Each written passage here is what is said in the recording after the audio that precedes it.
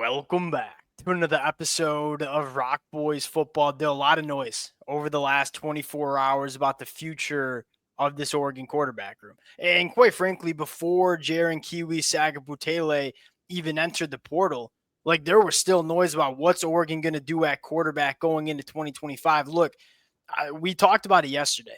The optics of Jaron, Keaew, Sagapolutele entering the transfer portal looked a lot worse than it actually is for Oregon, because you're sitting there and you're Dan Lanning and saying, hey, we feel really good, really damn good about the quarterback room we have going into 2025 with Jaron or without him. And there's been noise around Oregon maybe going to the transfer portal and making a big splash in the quarterback market in the portal. Dill, we've, I think, been on the same page along with a lot of Oregon fans. And that is, hey, your quarterback won in 2025. You make no mistake about it. He's already on the roster, and Dante Moore.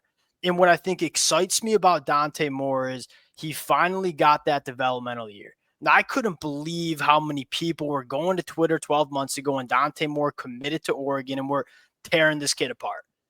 Putting the clips of the bad interceptions that you saw as a true freshman at UCLA.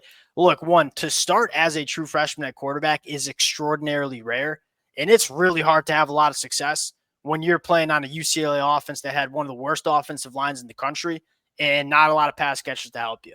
Dante Moore turned the football over as a freshman.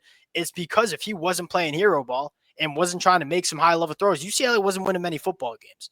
What does it look like with a year of development under Will Stein, under Dillon Gabriel, and surrounded by significantly more talent heading into 2025? You saw Tez Johnson in the Rose Bowl media day say, Dante Moore is going to be a Heisman Trophy finalist. Well, guess what? I trust Tez Johnson a lot more than people on Twitter. Tez Johnson is the one watching him in practice every single day. Dante Moore has the opportunity, and I know this might sound a little crazy, to elevate this offense in 2025, because there are things Dante Moore can do with the football that, as much as I love Dillon Gabriel, DG just couldn't. Want to get into some of those things, talk about what this offense is going to look like, talk about what we can expect from Dante Moore before we get into it. As always, to the Oregon fans, although the 2024 season ended on a not so good note, it's truly been a blast talking this program, and the amount of support y'all have shown the fellas, not only during the fall, but also going back to the portal last year and covering the recruiting in the summer. We can't thank you guys enough. If y'all do enjoy the content, consider subscribing to the channel. Now, Dill, I think I'm a pretty big Dante Moore fan. Probably doesn't get bigger than you. I mean, you were 12 months ago talking about Dante Moore pushing Dillon Gabriel to start in 2024. I'll give you the T-box here. What does Dante Moore bring to this Oregon offense in 2025? I mean, one thing you 100% fact know about him is his arm talent is next level. His ability to fit balls in really tight windows and be hyper accurate. Very impressive. He's got a big arm. He throws the deep ball really, really well, can put touch on it, can drive it in there.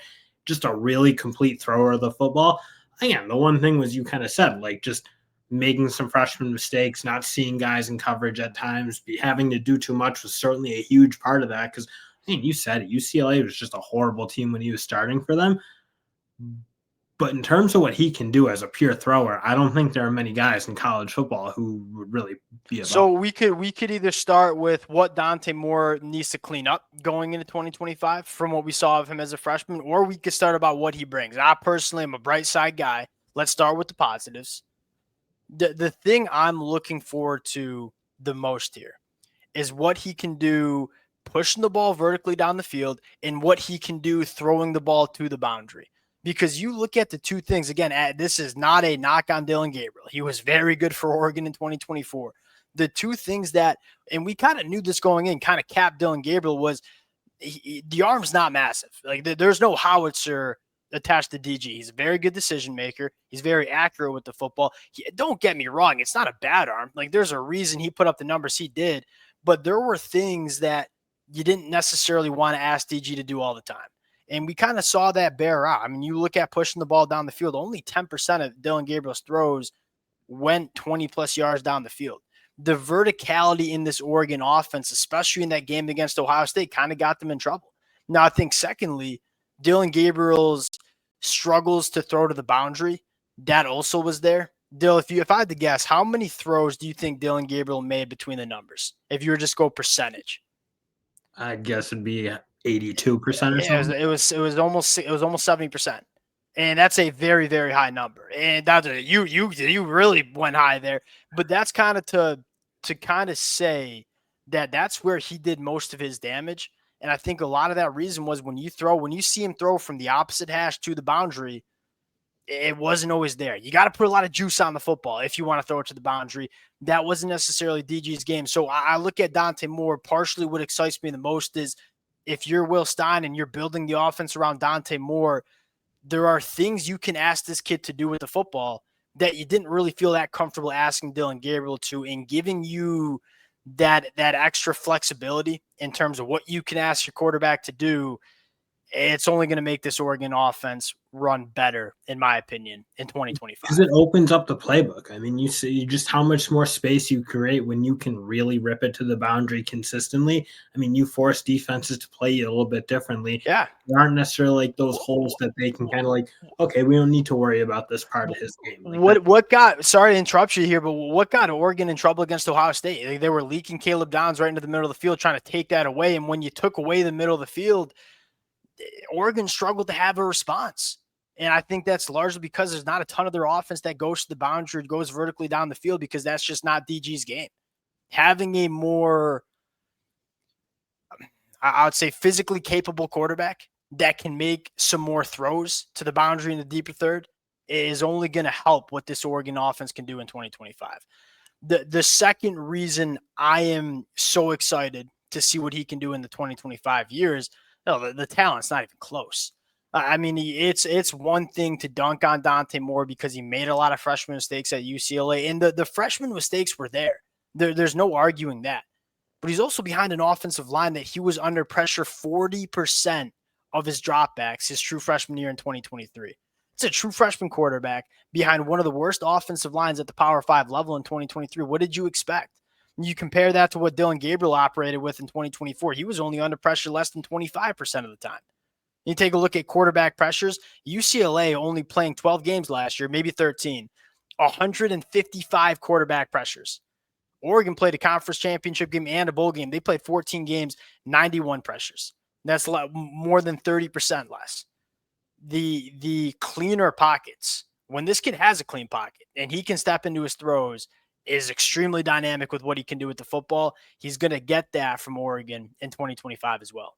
and with that, frankly, there's another interesting conversation to have in terms of like maybe his physical maturation. Because you're certainly going to have more clean pockets to work with when you're playing with Oregon versus the 2023 UCLA team, because UCLA really weak pretty much all around them.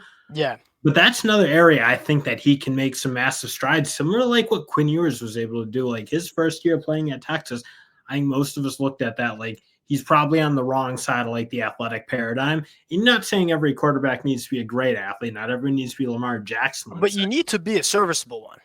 And I think Dante Moore probably there's some wood to chop in terms of his athleticism and in being able to make plays and escape sacks, not take so many of them.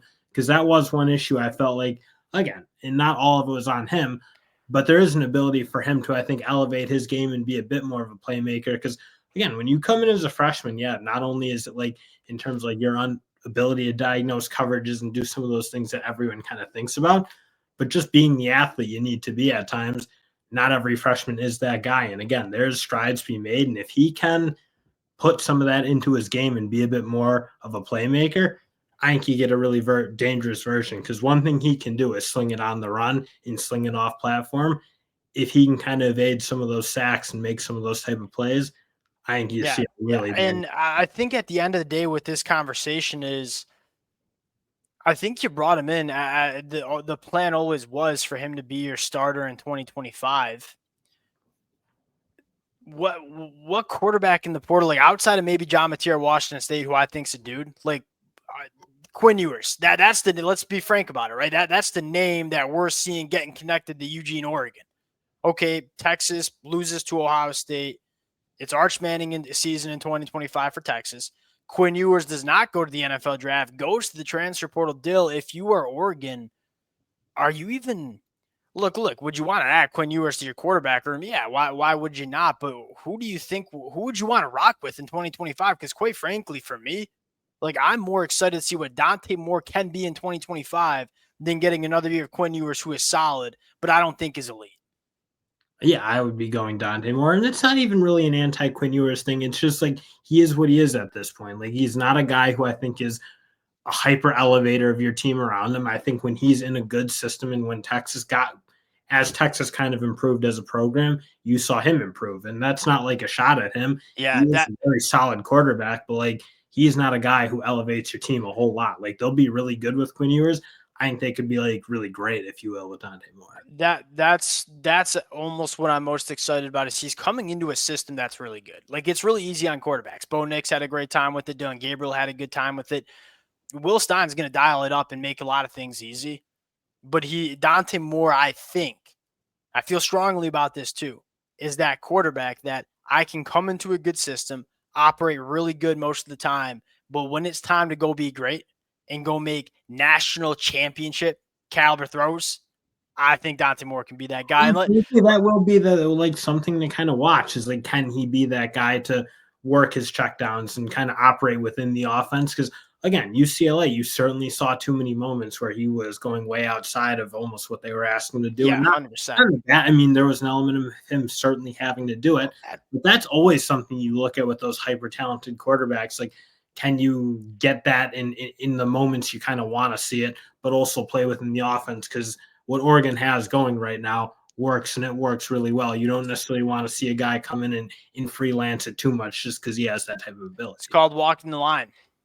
That's what I at least call it. We know we talked about this a lot with Cam Ward.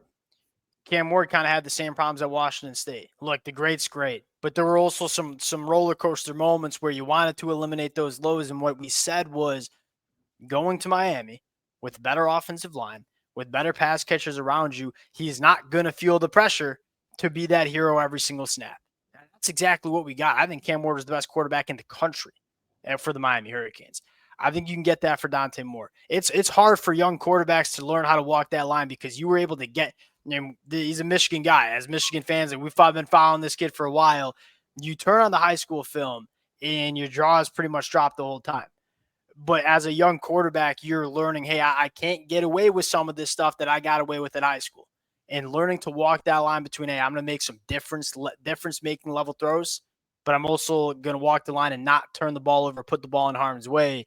You're right. That's probably what you want to see cleaned up. And Dill, I want to end it on just a quick laser show real quick and kind of highlighting what we were talking about for the last 12 minutes. Number one, and most importantly, and this is what I feel so strongly about Dante Moore brings. Dillon Gabriel thrown to the boundary, it wasn't great. I mean, you're going opposite hash to the boundary on the run, absolute laser beam, Dill. These kind of throws, there's just not a lot of quarterbacks that can make them.